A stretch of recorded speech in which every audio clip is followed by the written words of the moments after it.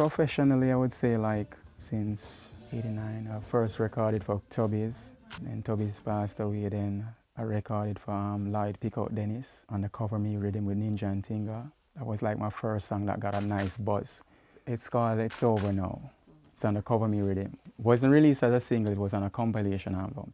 Hooked up with Dave Kelly at Penthouse, then I met Jermaine, and then that's where my career basically developed as an artist. We're in the studio every day, studying, oh, this is how it's supposed to be.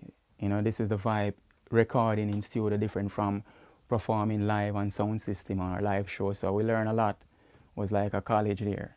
The days where I would be recording a song and Father Bear's walking on the session, I was getting nervous and like Father Bear said, no, Winnie, just take back that note. That note is a little flat.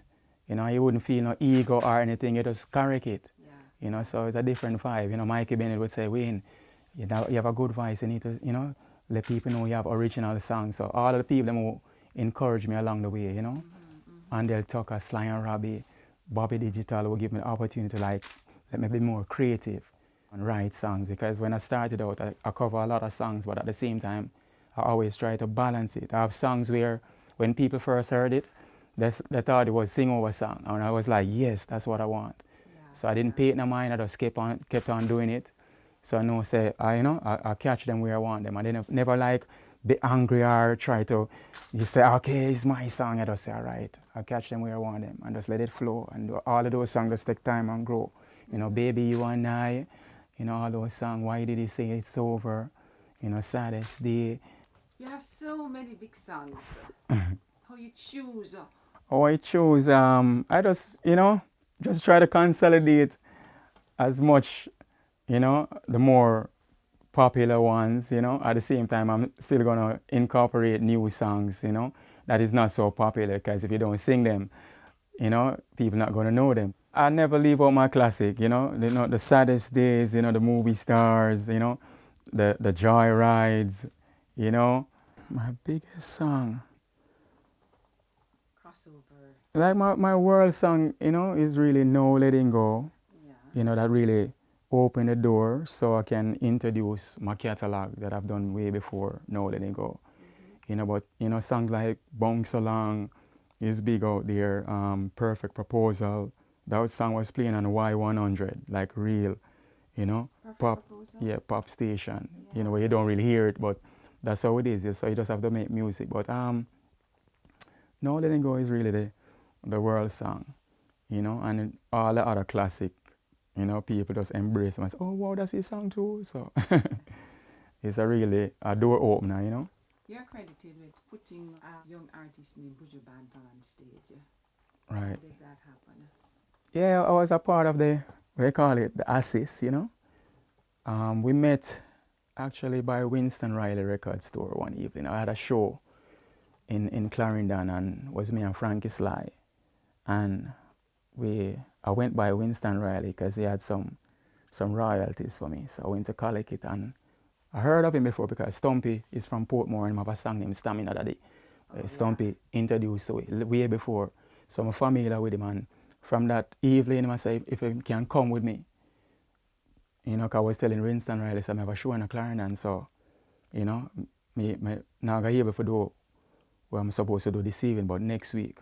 And I overheard the conversation and say, if him can come. So Frankie Sly say, which part him live? And I say, Park Lane. And I guess it just happened from there. We just go pick him up at Park Lane, and from that, me and him start par. My family is everything. They understand the work, and sometimes I'm away. But since my boy, grew up now, me and him can par, it becomes much easier. I have a bigger daughter who is, out in the world also, but I have a very, like a compact family, And you've been married for how long?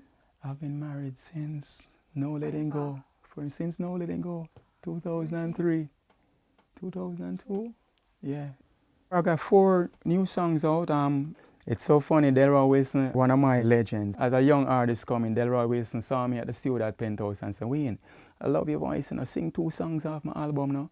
And he was the one who chose Movie Star and Feel Like Crying. Oh, yeah? Yes.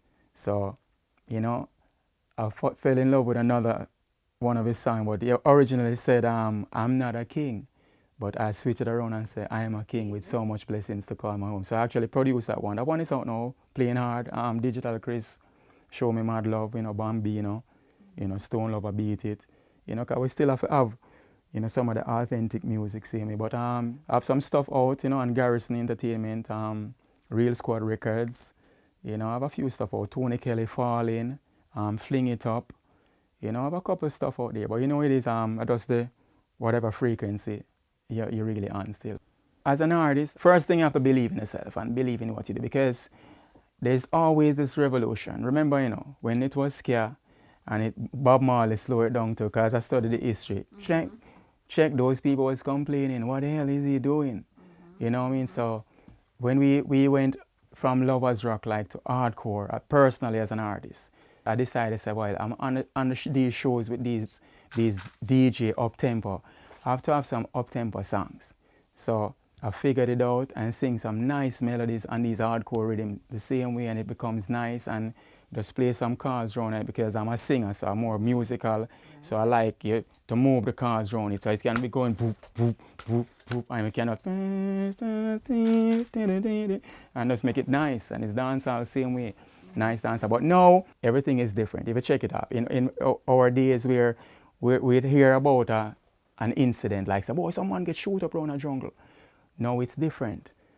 We have to imagine it that way. Now you're getting it on video. So when these youths write the songs, it's a total different inspiration.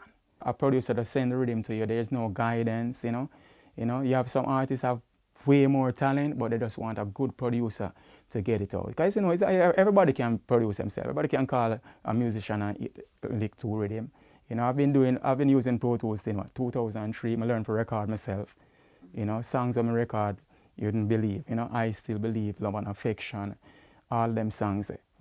Put down a demo for Nolan to go and tell Lenky, say, you want a bridge in it. So I have ideas how I would want to sound and have my own input in it, and just make your creative juices flow. That's all I can say. Just be creative and believe in what you do. Because sometimes there are stories where I record a song like Saddest Day, and it was the last song to come out because Jermaine didn't put it out. I feel a fight. I said, I print out some of this and my song now come out.